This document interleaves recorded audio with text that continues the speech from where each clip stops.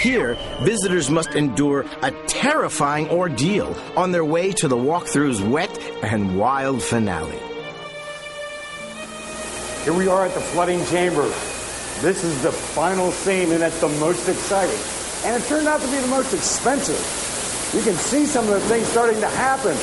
We've got water gushing. We've got walls caving in. There's 10,000 gallons of water on the roof. Oh my God, I hope I can get out of here. I think it's very important that Kennywood was able to preserve Noah's Ark because it's such a historic ride. Rather than tear it down, they improved it a little bit, and it's, now it's intact for many future generations.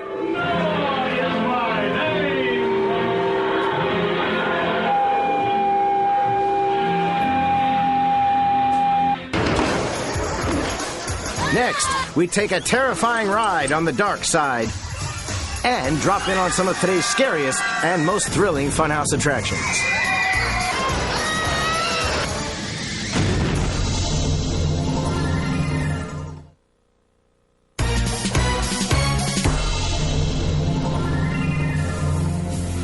Ever since man cowered in his cave, night has symbolized danger, a mysterious void where evil lurks. By playing on this hardwired fear of the dark and combining frightening images with what was then state-of-the-art technology, the Funhouse of the 20s and 30s created a new sensation, the dark ride. I think dark rides serve as a lampoon of death. It's a cartoon of all our worst fears. It's a way of dealing with it by sort of cheapening the subject into just entertainment shock value. So it's a way of not really dealing with the reality of death.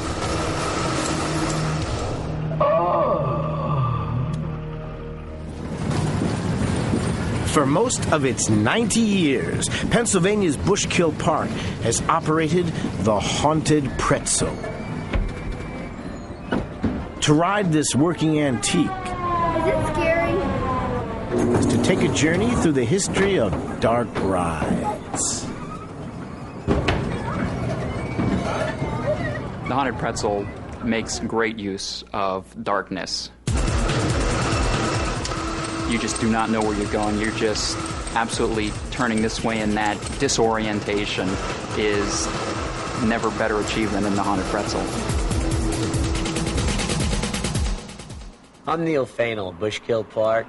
Right now I'm in the Haunted Pretzel at Bushkill Park, one of the oldest haunted dark rides of its kind in the country. I'd like to show you what makes it so spooky. As you can see, there's nothing really in here. The darkness creates its own walls, and as you ride through this ride, each bend that you go around, you feel something's going to jump out and scare you. You don't know what's going to happen next. Is it going to be a bat that falls out of the ceiling? Or is it going to be a monster? This is one of the original pretzel display pieces. This is Spider-Woman, and she has spun a web back here, and this unsuspecting child is about to be entrapped in the web, and Spider-Woman would then be eating her.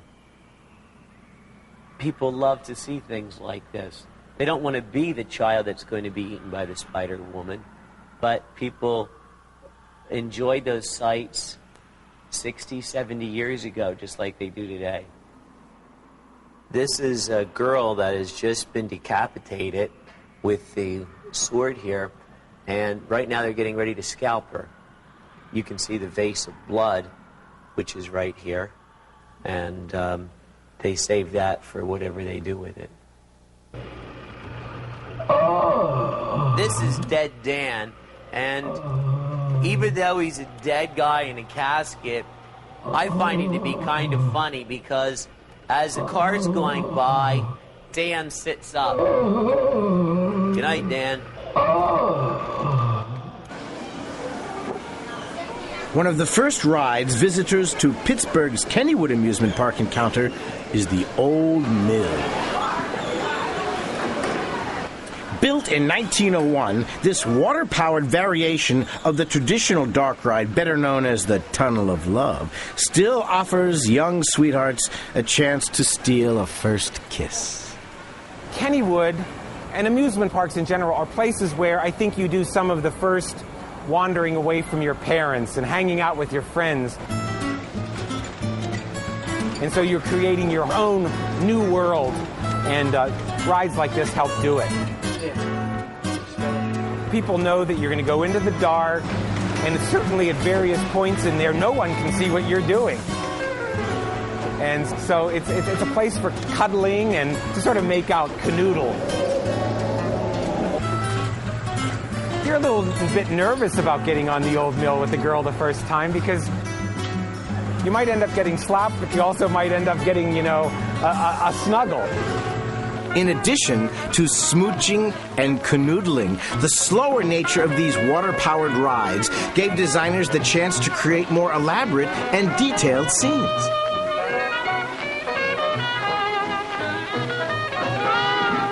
Displays told simple stories while borrowing themes and images from the cheapy horror movies of the time. The dark ride and the film have a very intimate, intertwined relationship. And so when you see really schlock-filled movies from the 50s, dark rides really were operating at the same level of sophistication. Very kitschy, and really older dark rides today, the value for them is as nostalgic pieces and as historical pieces. And as the popular culture of America changed, so did the Funhouse. Kennywood's Le Cachot, that's French for the dungeon, uses horror film imagery and blacklight technology to create a spooky day-glow tribute to the psychedelic 60s. Uh-oh, there goes a buzzard boy. And the bats. For people who hate bats, they're over our head right now. Ah, bats. A little devil, a little creepy devil looking at you. Oh, it's the chain lady there. Oh, laser light. Oh, the light. There we go. We're banging out. Only one more set of doors. Ah, we're back in civilization again. By the 1970s, the golden age of funhouses had long ago ended. Liability lawsuits, skyrocketing insurance costs, and an increasingly sophisticated public conspired to all but wipe out this unique form of entertainment. Hundreds of funhouses throughout the country were torn down or converted into other types of attractions. But a handful managed to buck the trend. The haunted house at Knoebel's Amusement Resort in Ellisburg, Pennsylvania, is considered by many to be the best of the traditional dark rides operating today. At Knoebel's haunted house, everything's going on. It's total confusion and chaos the whole time you're in there. Things are popping out at you from both sides of the little car. Oh, that scared me. It's just a visual overload. Knoebel's Haunted House, in my opinion, is the absolute best dark ride in America. I almost made my hair mess up. It uses lots of darkness very effectively. And it's filled with gimmicks and gizmos at every turn. It's so close and intimate. You really feel like your personal space is invaded. Ironically, the extinction of traditional funhouses marked a new beginning for dark rides. And for the 185-acre virtual funhouse in Anaheim, California, known as Disneyland. Disney might not have had the original idea for the funhouse, but he took it to a whole different level. Next, we explore the dark side of the happiest place on Earth.